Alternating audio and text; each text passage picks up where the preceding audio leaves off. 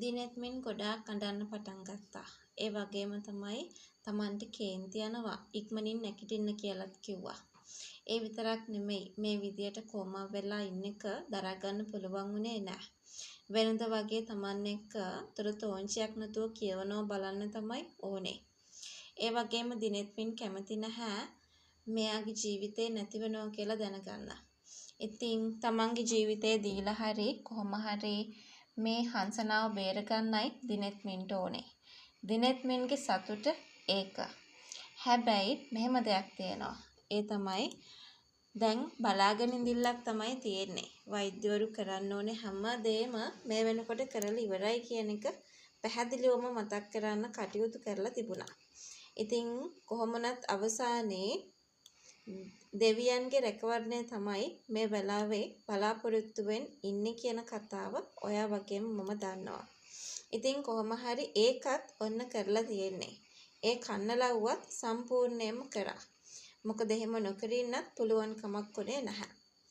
ඉතින් කොහොම හරි මේ කෙල්ලව බේරගෙන එයත් එක්ක ආදරෙන් ජීවත් වෙන්න හරිම ආසාවකින් තමයි ඉන්නේ කියන ඒ අපූර්ව කතාව ඔයා වගේම මමත් හොඳින්ම දන්නවා. ඒක විශ්වාසයෙන්ම අපිට මතක් කරගන්නත් පුළුවන් වෙනවා කියලයි අද මම මේ වෙලාවේදී ඔයත් එක්කම කතා කරන්නේ. තව දෙයක් මම ඔයාට මේ වෙලාවේ කතා කරන්න අවස්ථාවක් හදාගෙන ඉන්නවා කියලයි මට මතක් කරන්න ඕනේ. දිනෙත් මින්ට මේ තරම් දුක හිතුණානේ. ඒ වගේම දිනෙත් මින් කොයි වෙලාවකවත් Tamanගේ පුංචිගේ පුතාටවත් කියලා තිබුණ නැහැ හංසනාට ආදරය කරනවා කියලා.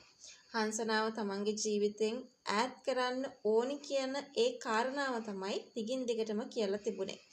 ඉතින් කොහොම වුණත් පුංචිට වගේම පුංචිගේ පුතාටත් හදටම දැනන දෙයක් තියෙනවා. ඒ තමයි වැඩි දවසක් යන්න කලින් මේ දේවල් එළියට එයි. ඒ කියන්නේ මෙයාගේ ආදරේ වැඩි දවසක් යන්න කලින් කතා කරන්න අවස්ථාවක් හිමි වෙයි කියන ඒ අපූර්ව කතාව ගැන තමයි අපි හැමෝම මේ වෙලාවේ කතා කරන්නටත් සූදානම් වෙලා ඉන්නේ කියන කතාව අපි මතක් කරලා දෙන්නටත් ඕනේ කියලයි මම අද අනිවාර්යෙන්ම ඔයත් එක්කම කතා කරන්න බලාපොරොත්තු වෙන්නේ. කොහොම වුණත් මේ තරම් ඇඬුවේ එතකොට පරණ කෙල්ලව මතක් වෙලාද? ඒ කියන්නේ පළමු ආදරේ පළමු Tamanගේ බිරිඳව මතක් වෙලාද ඇඬුවේ.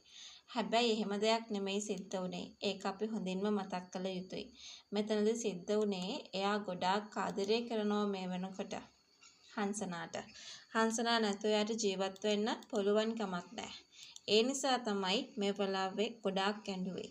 කොහොම හරි දෙවියන්ට කන්නලව් කරන්න ගියෙත් අන්න ඒ විදියටයි කියලයි ඔයාට වගේම මටත් මේ මොහොතේදී කතා කරන්න අවස්ථාවක් ලැබිලා තියෙන්නේ කියන ඒ අපූර්ව කතාව මම ඔයාට මතක් කරලා දෙනවා.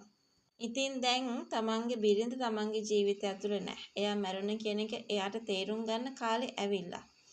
හැබැයි ඒ වුණාට මෙහෙම දෙයක් තියෙනවා. ඒ තමයි දැන් තමන්ගේ ඒ බිරිඳව අමතක කරලා දාලා අලුත් ආදරයකට එන්න ලොකුම අවස්ථාවක් ලැබිලායි තියෙන්නේ. ඒක තමයි විශ්වාස කරන්න පුළුවන්.